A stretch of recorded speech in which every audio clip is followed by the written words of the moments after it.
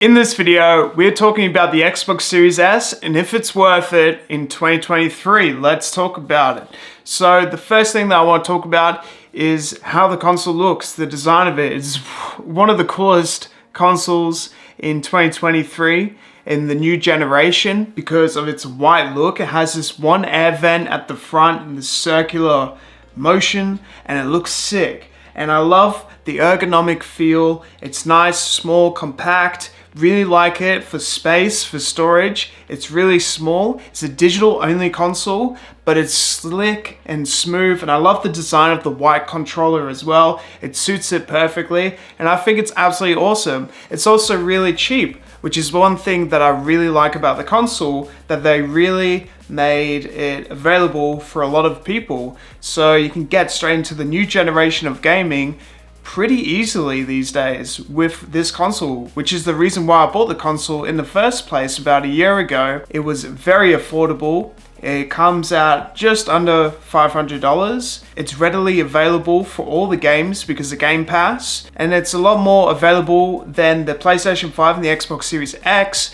because we don't have to pre-order it. We can just walk in the shop and we can just say, hey, I would like to buy an Xbox Series S, and there you go, you can pretty much get it. Now in 2023, it is a lot easier to pick up a PlayStation 5 and an Xbox Series X, so getting the Xbox Series S might not be the best thing because of that. Still stating that it is very, very affordable, it's small, it's compact, it is a digital only console, and everything's relatively easy.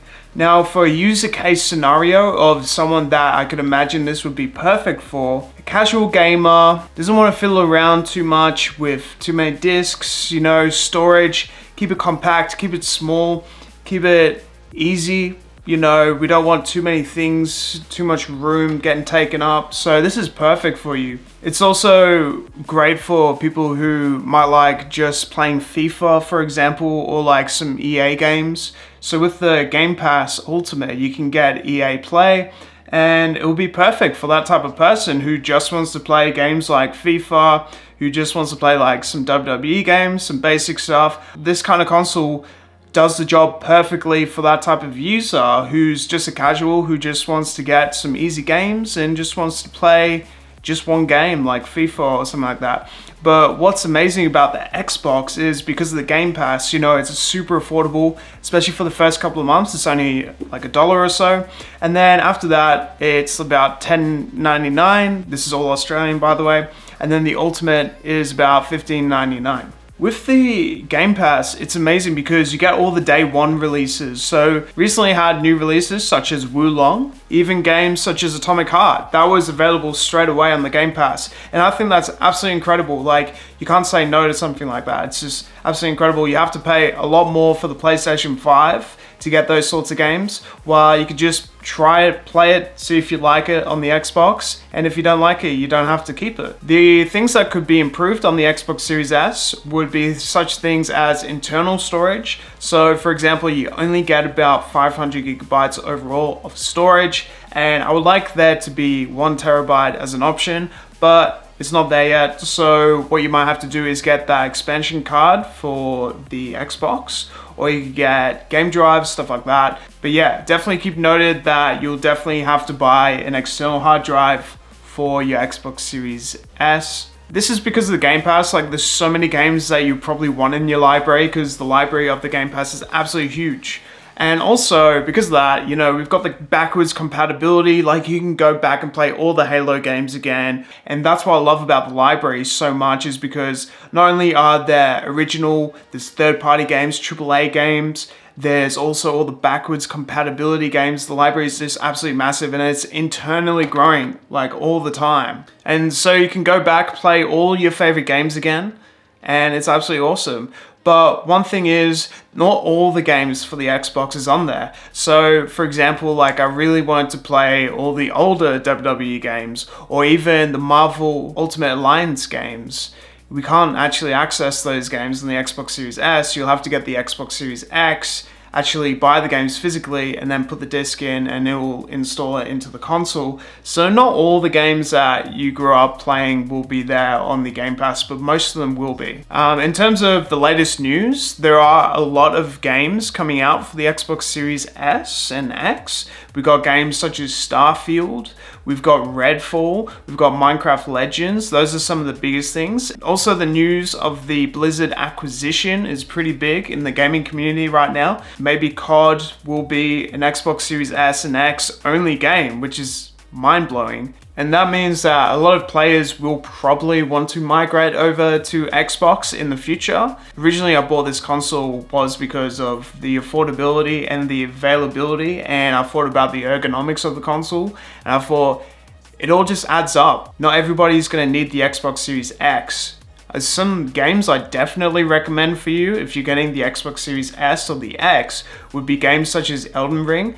It's so cool. Like, I played hours of Elden Ring, just an open world game where you're hacking and slashing, leveling up, designing your own character, collecting items along the way, and trying not to die. It's so much fun. Forza 5 is one of the best Xbox Series X and S games. It's just like a really great driving game overall. Like, you can collect cars, you can drive around, it's all open world.